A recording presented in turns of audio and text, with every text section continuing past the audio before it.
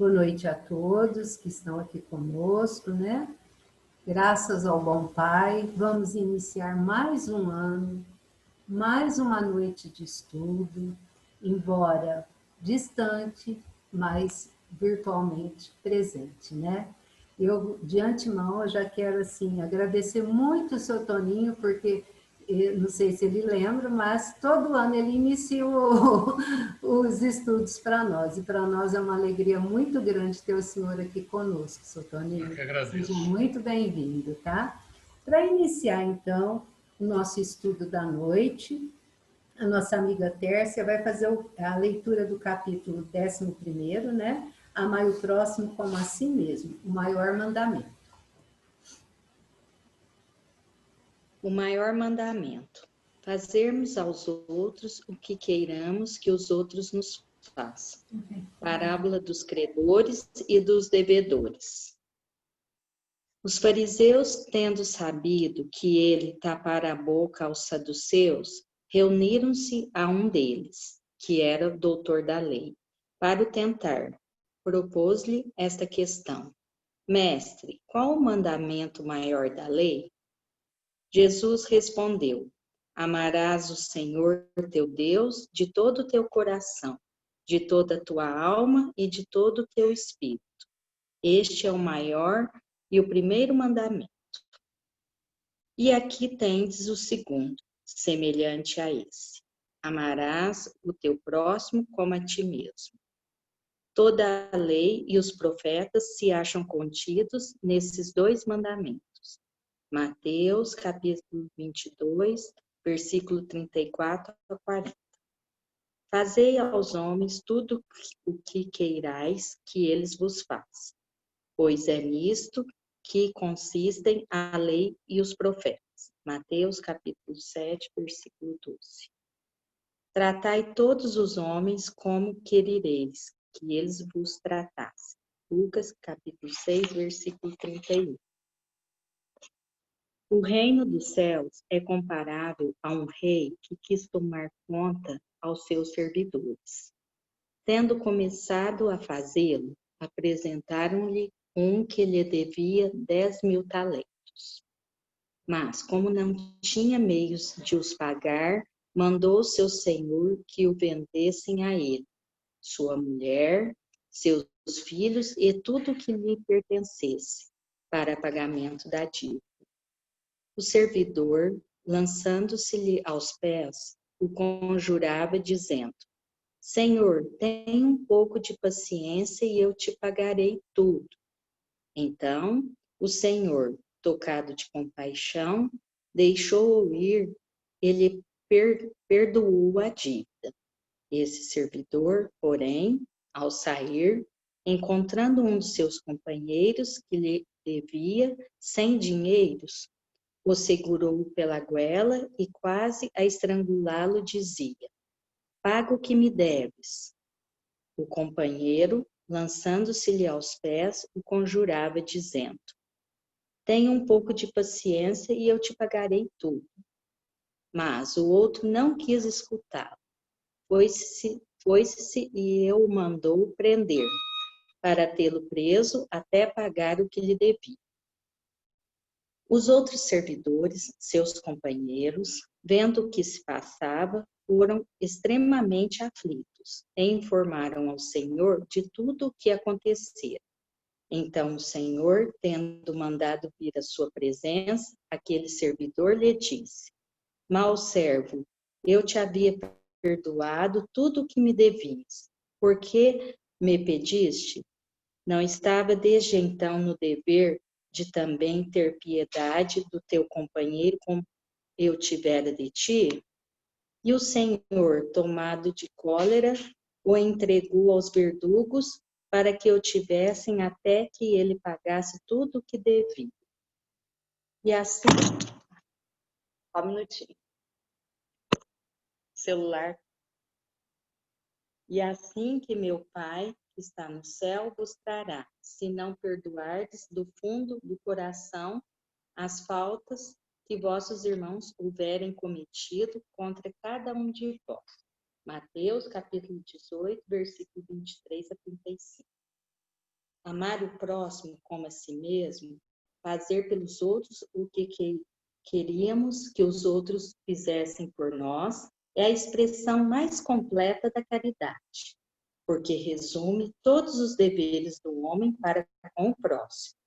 Não podemos encontrar guia mais seguro a tal respeito que tomar para padrão do que devemos fazer aos outros aquilo que para nós desejamos. Com que direito exigiríamos dos nossos semelhantes melhor proceder, mais indulgência, mais benevolência e devotamento para conosco do que os temos para com eles? A prática dessas máximas tende à destruição do egoísmo. Quando as adotarem para a regra de conduta e para a base de suas instituições, os homens compreenderão a verdadeira fraternidade e farão que entre eles reinem a paz e a justiça. Não mais haverá ódios nem dissensões, mas tão somente união, concórdia e benevolência mútua.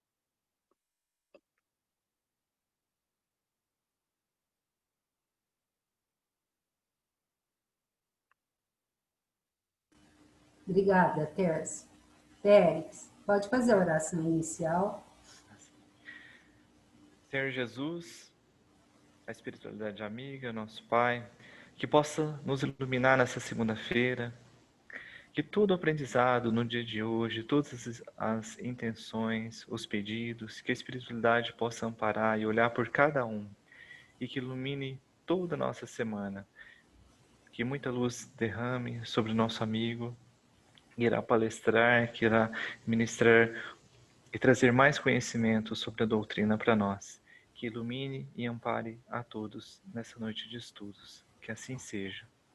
Pai nosso que estais nos céus, santificado seja o vosso nome, venha a nós o vosso reino, seja feita a vossa vontade, assim na terra como nos céus.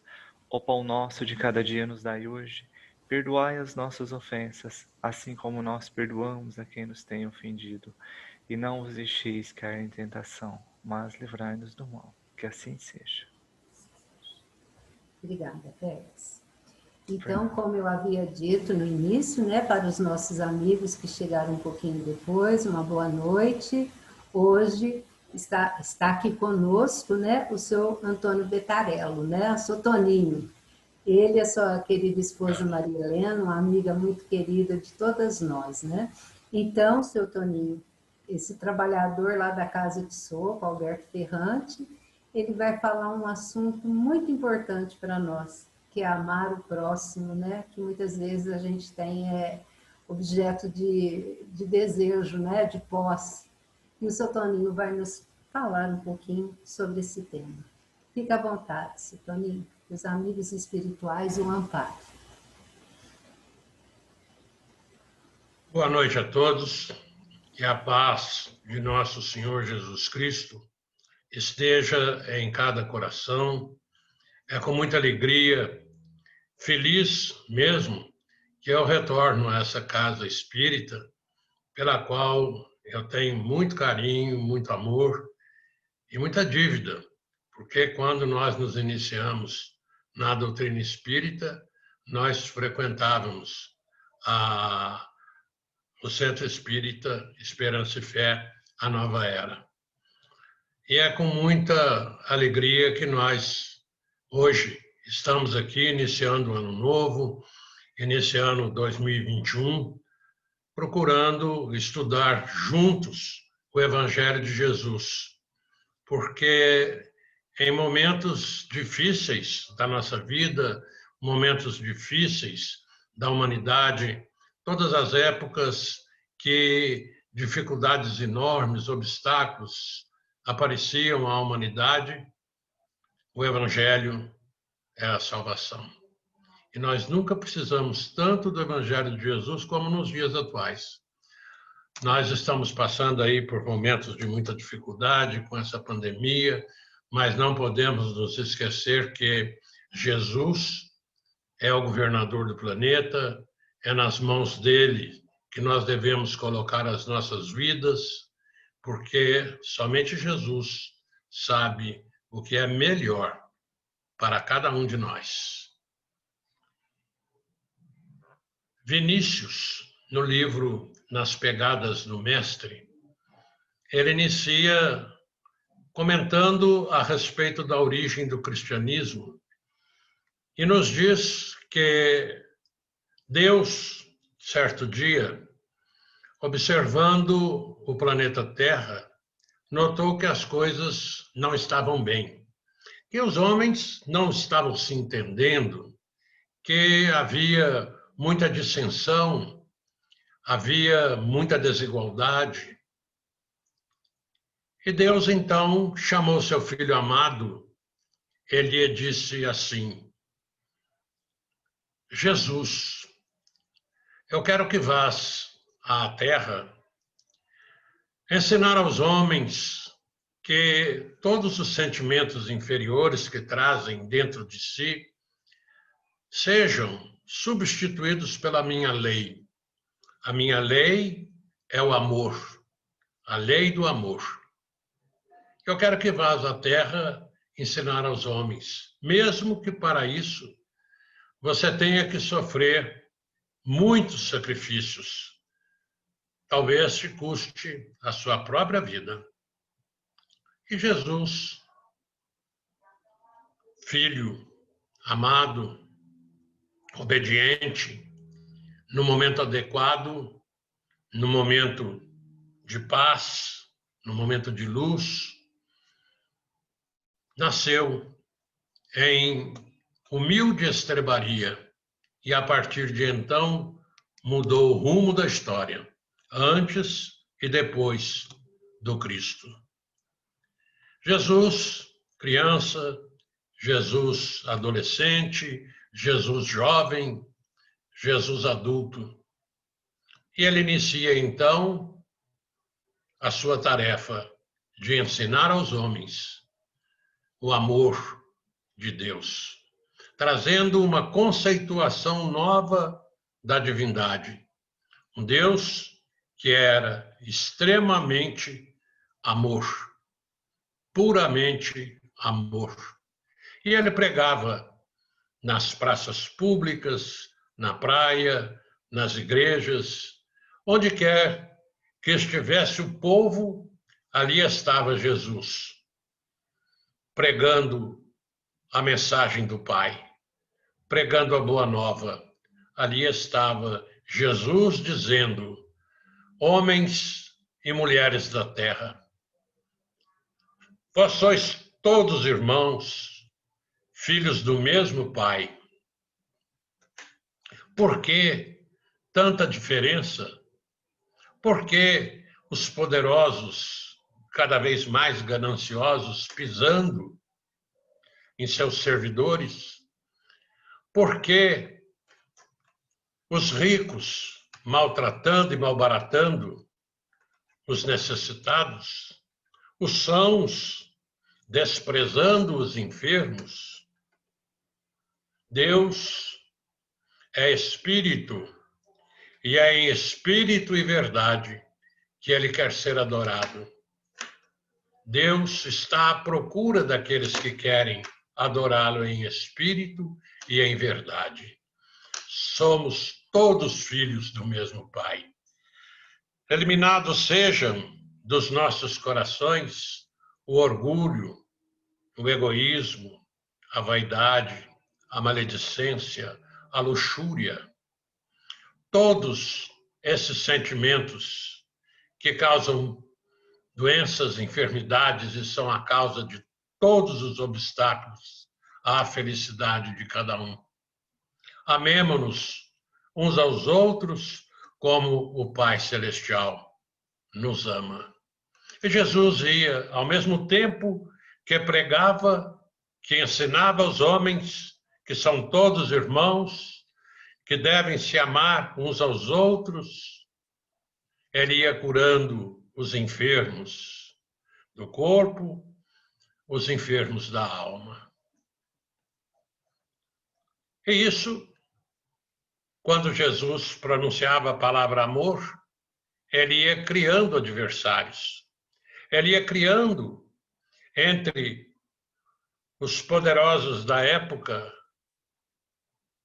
governadores, sacerdotes, escribas, fariseus, saduceus, ele ia criando ambientes hostis para ele mesmo. Aquelas criaturas não estavam acostumadas à noção de um Deus único, misericordioso, Deus Pai, e não estavam acostumados à palavra amor. E em diversas ocasiões, fariseus e saduceus procuraram embaraçar Jesus. Procuraram fazer com que o mestre se oferecesse às autoridades a fim de que fosse preso. Mas Jesus, conhecedor da alma humana, sempre dava as respostas corretas, as respostas que calavam fundo no coração de cada uma daquelas criaturas. E eles saíam de mansinho, ia cada um para um lado. E em certa ocasião, os fariseus, conforme o texto que foi lido agora mesmo pela Tércia, os fariseus, em determinada ocasião, sabendo que ele tapara a boca aos saduceus, reuniram-se e um deles, que era doutor da lei, foi procurá-lo a fim de tentá-lo e fez a seguinte questão: Mestre, qual é o maior mandamento da lei? A pergunta era capciosa. Qual é o maior mandamento da lei? Porque a lei dos judeus era constituída pela Torá, ou em hebraico, a Torá quer dizer lei, ou, como nós conhecemos, do grego Pentateuco, o conjunto de 5 livros, os 5 primeiros livros do Antigo Testamento na Bíblia. Era Gênesis, Êxodo, Levítico, Deuteronômio e Números. Esses 5 primeiros livros do Antigo Testamento formavam a lei. E a lei era constituída de 613 mandamentos.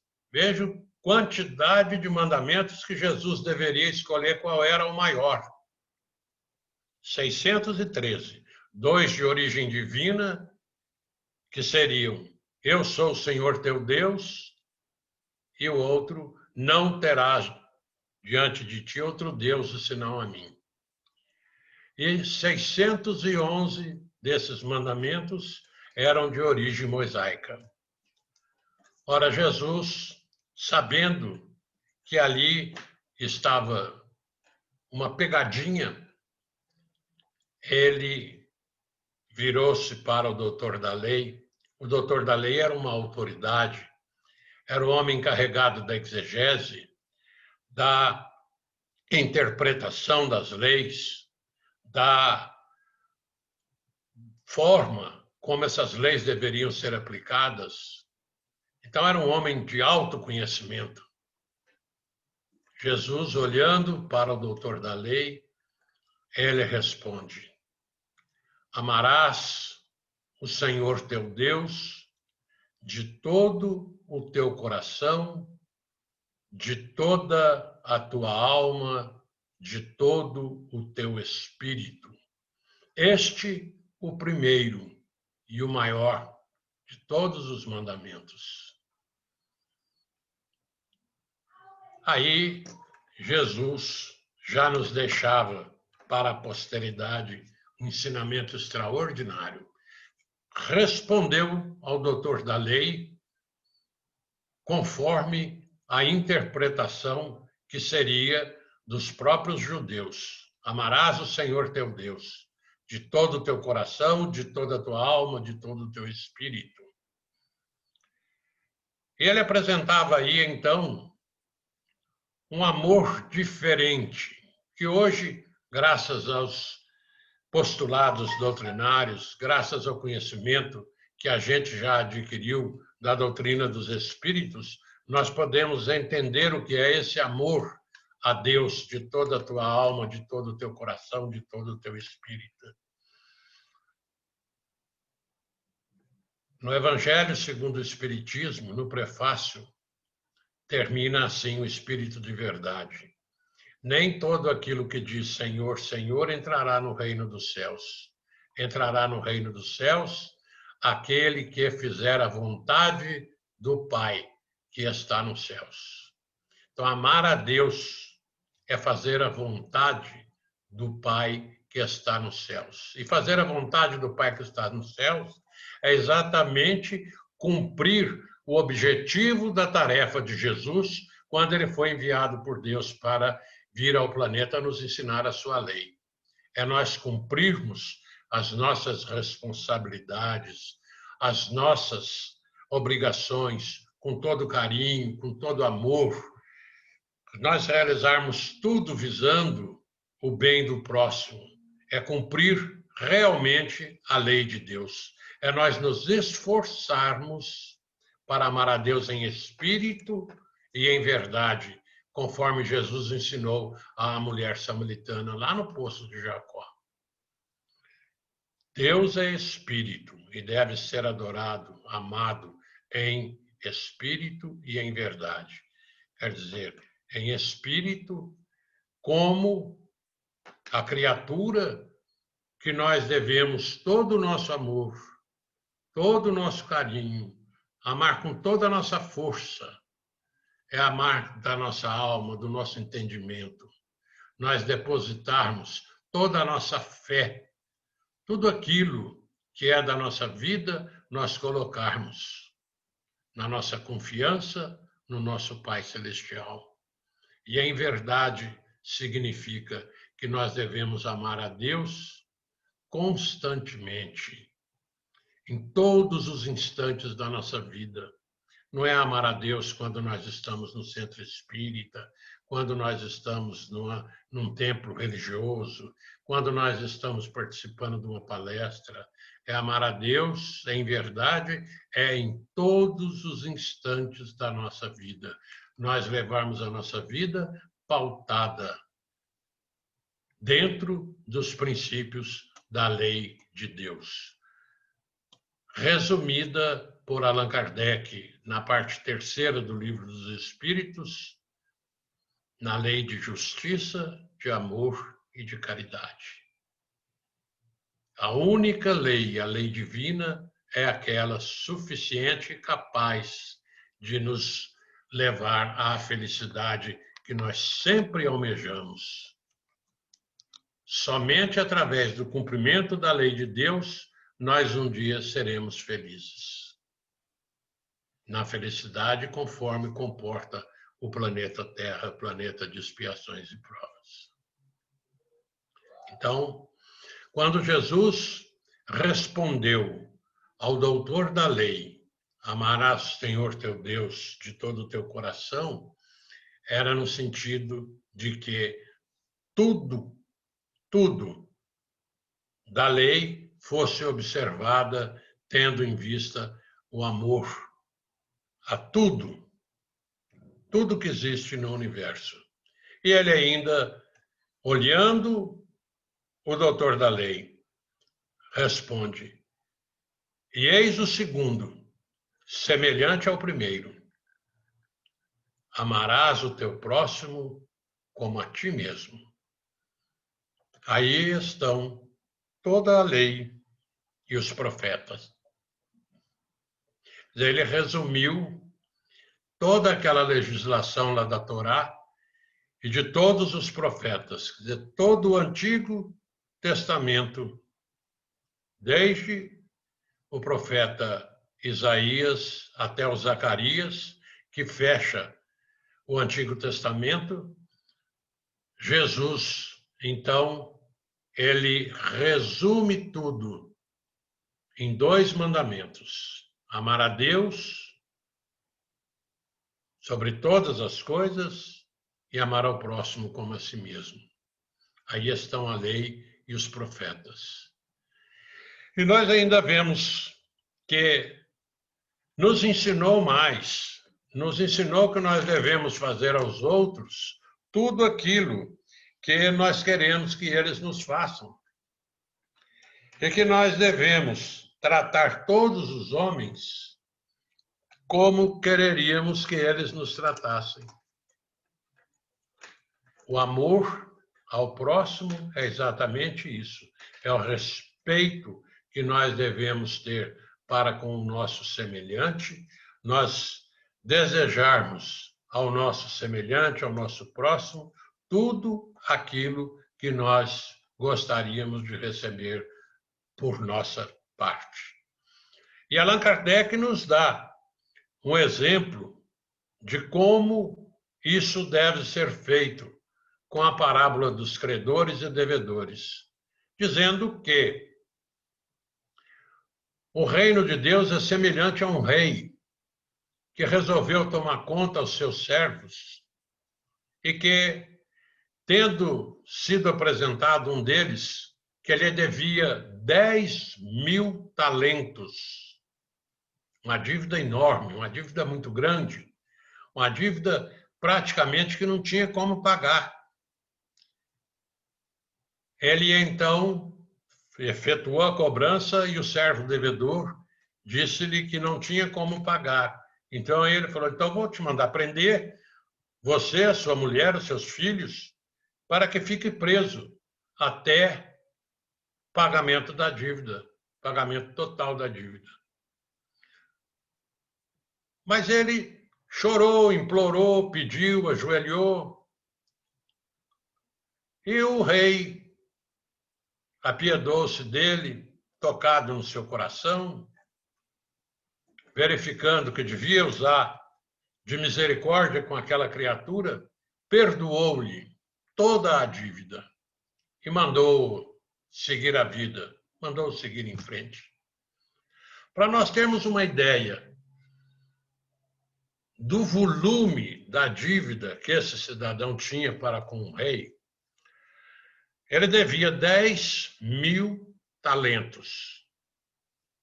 Um talento é igual a 6.000 denários. Cada denário é igual ao salário de um dia de trabalho. Um dia de trabalho, um denário. Um talento, 6.000 denários. Então, cada talento era igual a 6.000 dias de trabalho. Esse homem devia 10.000 talentos, ou seja, 60 milhões de denários.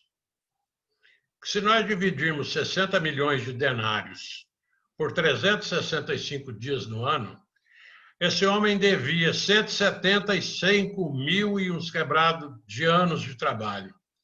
Quase 170 mil anos de trabalho.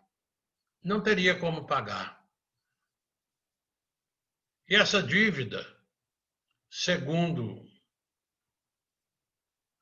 estudiosos lá da Palestina, diz que 10.000 talentos seria igual ao orçamento de toda a Palestina por um ano. Agora nós vemos o volume que é essa dívida. Não tinha como pagar.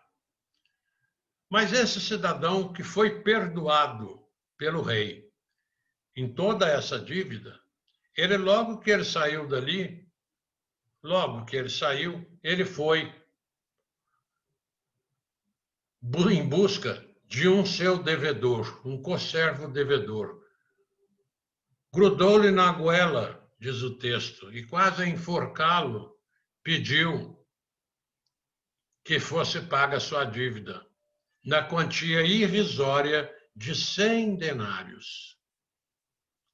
E o homem não tinha como pagar os 100 denários. Aí mandou que fosse preso, ele, a mulher e os filhos, até pagar os 100 denários. Ele havia sido perdoado em 60 milhões de denários e não teve capacidade de perdoar 100 denários. Aí a parábola de Jesus termina assim.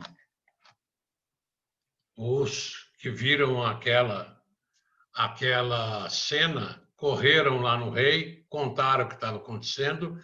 O rei mandou que aquele servo retornasse à sua frente e ele disse: olha, deverias ter feito como eu fiz. Eu perdoei toda a sua dívida. Você deveria ter perdoado a dívida do outro também. Então, está desfeito o nosso negócio. Não vou mais te perdoar.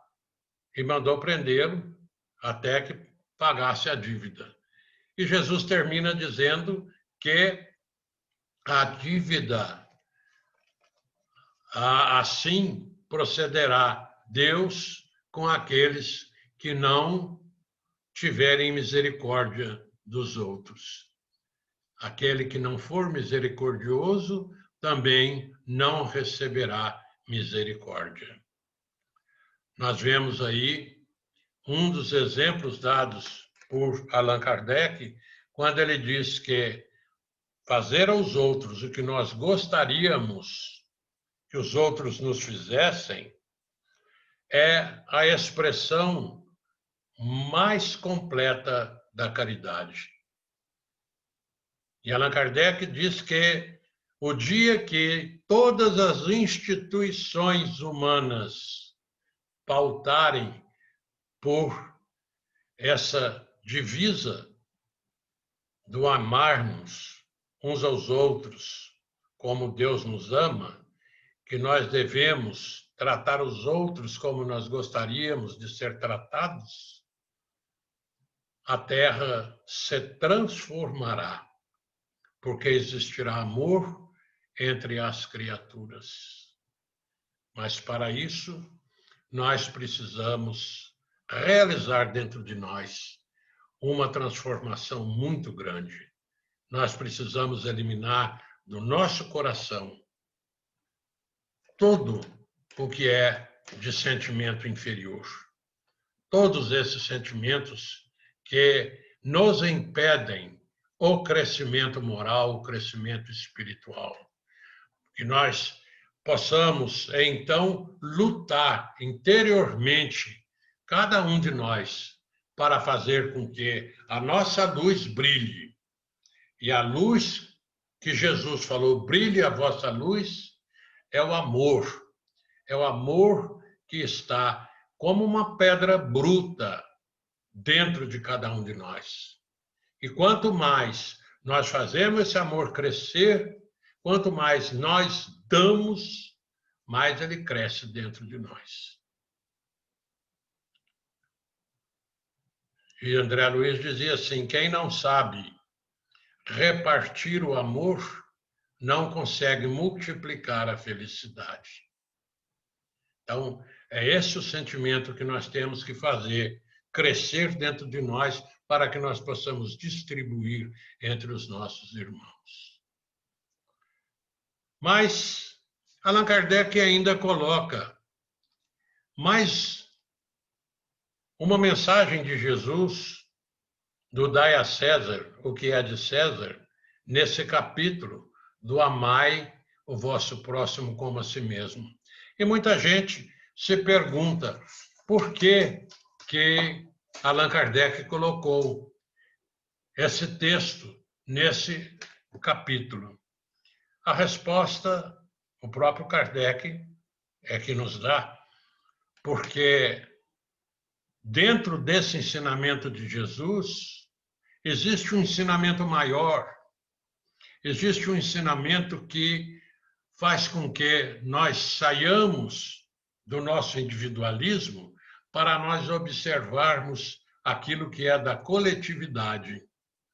É a responsabilidade que nós temos para com a sociedade que nós vivemos, para com a comunidade que nos acolhe, para com a nossa família, para com o Estado como instituição. São as responsabilidades. Todas as vezes que nós tentamos lesar a sociedade, lesar as leis, lesar o Estado, nós estamos tirando alguma coisa de um irmãozinho nosso que está ou irá passar necessidade. Então, a A pedagogia, a didática de Allan Kardec, ela é excepcional quando coloca o dai a César o que é de César dentro desse capítulo. Diz ele que ainda os fariseus querendo tentar Jesus, eles se reuniram, mas não tiveram coragem de ir lá inquirir Jesus e mandaram seus assistentes, seus auxiliares. E esses auxiliares foram encontrar com Jesus. E lhe fizeram a pergunta capciosa, maliciosa: é-nos lícito pagar ou deixar de pagar o imposto? Essa foi a pergunta feita. Eles não haviam ido sozinhos. Os auxiliares, os assistentes dos fariseus, eles foram com os herodianos, porque conforme a resposta de Jesus, ele estaria ou desagradando os judeus ou estaria indo contra as instituições romanas. De qualquer forma, ele seria pego. Mas Jesus, conhecendo a malícia, ele não tirou do bolso uma moeda. Ele pediu para alguém do público: apresentem-me uma moeda de 1 talento, 1 denário. 1 denário. Aí apresentaram-lhe o denário. Tinha a figura do César e a figura das águias romanas. De quem é essa figura? E eles responderam: de César. Dai, pois, a César o que é de César, e a Deus o que é de Deus. Calou a boca de todos os fariseus, que se retiraram, admirados da tranquilidade e da forma como Jesus tratou aquele caso. Ora, dar a César o que é de César significa que para nós também nós devemos acompanhar o ensinamento em todos os atos da nossa vida. Porque Jesus condena com esse princípio todo prejuízo material e moral que nós possamos vir a causar a alguém. Ele prescreve respeito aos direitos de cada um, como cada um deseja que respeite os seus direitos. Estende-se essa aos deveres contraídos com a família, a sociedade, a autoridade, o Estado e para os indivíduos em geral. Mas Jesus veio à Terra nos ensinar exatamente isso. Jesus veio nos ensinar a lei do amor. Jesus veio cumprir uma tarefa que lhe foi entregue por Deus para trazer aos homens. E nesses momentos que nós atravessamos no planeta Terra, momento de pandemia, momento de enfermidade, momento de intranquilidade, que muita criatura se sente inseguro, nós encontramos no Evangelho a força, a coragem, a determinação para nós seguirmos em frente. Que esse ano de 2021 seja um ano de muita realização para nós todos, que nós possamos, enfim, compreender a tarefa do Evangelho e a missão de Jesus no planeta Terra, que há 2000 anos veio nos trazer um ensinamento extraordinário através da lei do amor.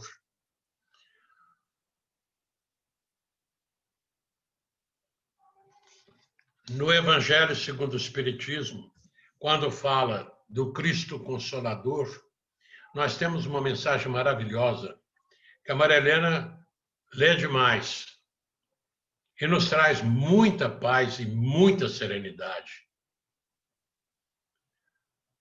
O Espírito de Verdade, no item 7 do capítulo 6 do Cristo Consolador, diz o seguinte: sou o grande médico das almas e venho trazer-vos o remédio que vos há de curar. Promessa do Espírito de Verdade. Sou o médico das almas. Você vem curar a nossa alma, vem fazer com que nós modifiquemos, que nós tiremos dentro de nós o ódio, o ranço, a mentira. Os fracos, os sofredores e os enfermos são os meus filhos prediletos.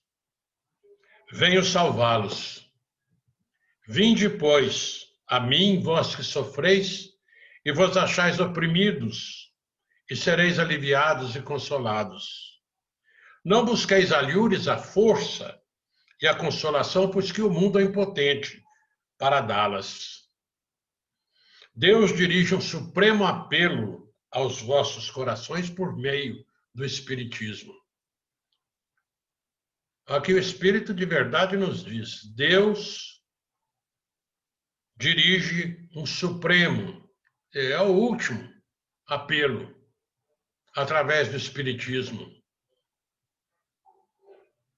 Escutai-o, extirpados sejam de vossas almas doloridas a impiedade, a mentira, o erro, a incredulidade, o orgulho, o egoísmo, a vaidade, o ódio, a luxúria. São monstros, todos esses sentimentos inferiores, são monstros que sugam o vosso mais puro sangue e que vos abrem chagas quase sempre mortais. Que no futuro, humildes e submissos ao Criador, pratiqueis a sua lei divina. Amai e orai. Sede dóceis aos Espíritos do Senhor. Invocai-o do fundo dos vossos corações. Ele então enviará o vosso Filho, o seu Filho bem-amado, para vos instruir e dizer essas boas palavras. Eis-me aqui, venho até vós, porque me chamastes. O Espírito de Verdade. Então é para nós, realmente, aprendendo essas lições que nós temos aprendido através da doutrina dos Espíritos e através do Evangelho de Jesus, para que nós possamos despertar dentro de nós o amor. Que Lázaro, comentando a lei do amor no Evangelho segundo o Espiritismo, nesse capítulo 11, ele diz que no começo é um instinto. À medida que nós vamos desenvolvendo, o instinto passa a ser sensação. Depois passa a ser sentimento.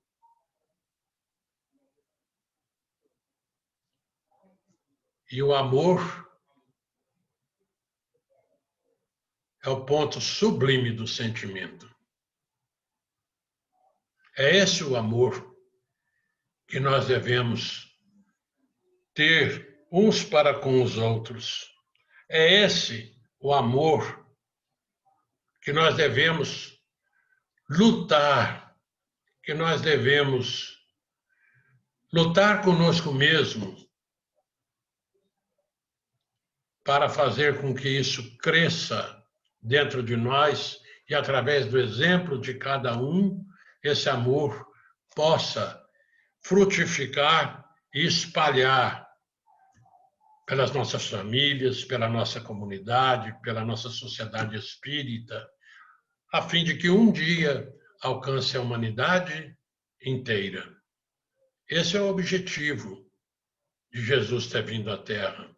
Um dia, todos os homens se olharão olho no olho, num aperto de mão, coração com coração. Um vai poder dizer para o outro, exemplificando o ato, eu te amo. Quando, nos dias que nós vivemos, o Espírito de verdade, sempre atual, vem nos dizer, eu sou o médico das almas. Ele não é o médico dos corpos, ele é o médico das almas.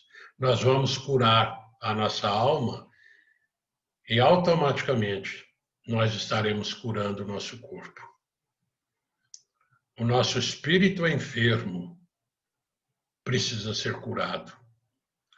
E para tanto, nós precisamos lutar para nós eliminarmos de nós o egoísmo, que é a chaga da humanidade. O egoísmo, que é o contrário da caridade. É o egoísmo, o orgulho. São esses sentimentos que atravancam o nosso progresso, que limitam o nosso desenvolvimento moral. Então, nós precisamos lutar conosco mesmo para nos transformarmos. Reconhece-se o verdadeiro espírita pela sua transformação moral, pelo esforço que realiza para domar as suas imperfeições. E essas imperfeições nós vamos conseguir domá-las à medida que nós vamos desenvolvendo o sentimento maior, à medida que nós vamos desenvolvendo o amor, para que nós possamos, então, colocar esse amor em ação, através do auxílio ao nosso próximo, através da caridade.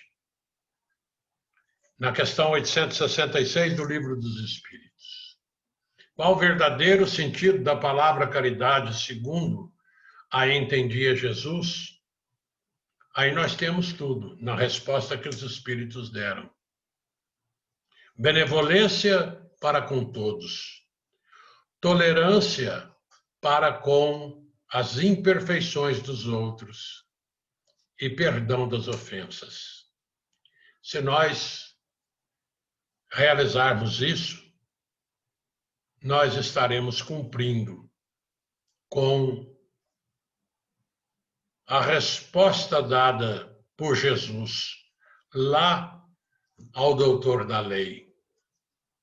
Amarás o Senhor teu Deus de todo o teu coração, de toda a tua alma, de todo o teu espírito. O primeiro e o maior dos mandamentos. E eis o segundo, semelhante a este. Amarás o teu próximo como a ti mesmo. Então, coloquemos diante de nós os ensinamentos de Jesus. Fora da caridade, não há salvação.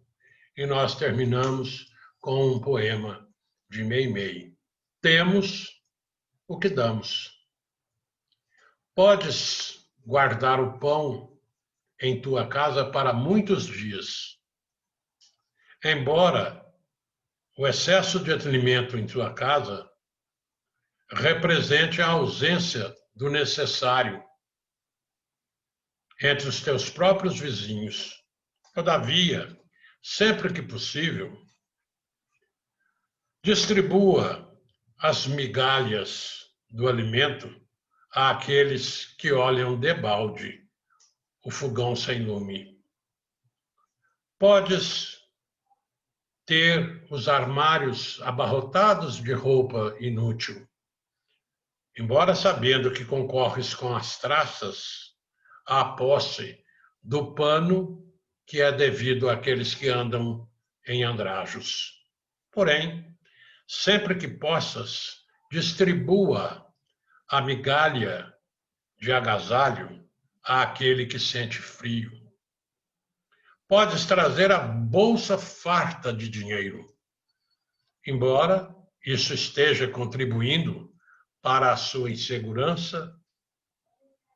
Todavia, sempre que possível, distribua recursos amoedados àqueles que têm necessidade de tudo. Podes ter perfumes e adornos em quantidade, embora pagando caro o uso abusivo. Porém, sempre que puderes, distribua a migalha de remédio ao enfermo abandonado. Dia virá, que será noite em teus olhos. Deixarás o prato cheio, o armário abarrotado, a bolsa repleta, perfumes e adornos, para atravessar a grande treva. Entretanto, não estarás de todo na escuridão, porque as migalhas de amor que houveres distribuído estarão duplicadas como bênçãos de luz em tuas mãos a iluminar-te o caminho. Que a paz de Jesus esteja em cada coração. Muito obrigado. Maravilha, poema, muito bonito. Nós que agradecemos, seu Toninho, essa explanação tão linda, que eu estava aqui sentada, é como se as nossas energias fossem renovadas, né, para a gente poder continuar a nossa caminhada. Então, como é bom, né, estar sentado, ouvindo as palavras do Mestre, as palavras de Jesus, para o nosso ensinamento, para a nossa reforma íntima, né, que nós precisamos ainda. Nosso amor ainda é só posse, né? Mas nós vamos chegar no amor universal, né? Se Deus quiser. Então, seu Toninho, gratidão. Muito obrigada mesmo. Que os bons amigos o ampare, o fortaleça para continuar aí esse trabalho bendito, que é a divulgação do Evangelho de Jesus. Nossa, muito eu que agradeço, viu, Tânia? Muito obrigado pelo convite. É uma oportunidade que a gente tem de estar juntos. Um abraço fraternal para todos. Eu também. Muito obrigado. Nós que agradecemos, seu Toninho. Gratidão. Então, agora, nós vamos chegando, né, para o nosso final. E não esquecendo que amanhã, semana que vem, né, nós continuaremos com a nossa reunião. Estará conosco o Emerson de Freitas, lá do Francisco de Assis, e ele vai falar sobre fé, mãe da esperança e da caridade. Então, todos vocês estão convidados, tá? Para poder vir estudar conosco, ouvir um pouco as palavras do nosso mestre querido. Hoje, o Adalto está aí, Adalto? Não tá? Não me ouviu, Adalto? Aí, para falar. Sim. Ah, o senhor está aí. O senhor faz a oração final para nós, Adalto? Perfeito. Então, tá bom. Então, agora, nós vamos chegando nos momentos finais, então nós vamos mentalizar. Cada um mentalize, ou lá no nosso centro, ou a sua casa, com as portas abertas, e Jesus adentrando dentro do nosso lar, trazendo esse conforto que nós precisamos para as nossas almas, né? Essa esperança que necessitamos tanto, e principalmente que nós possamos sentir o amor de Jesus para que possamos continuar a nossa caminhada firmes e fortes, na esperança de dias melhores. E os dias serão melhores, este ano será o melhor ano da nossa vida. Tudo depende de nós. Que todos nós possamos mentalizar o nosso querido Mestre Jesus neste momento. Seu Adalto? Sim. Nosso Pai, que estais em toda parte, santificado seja o teu nome, no louvor de todas as criaturas.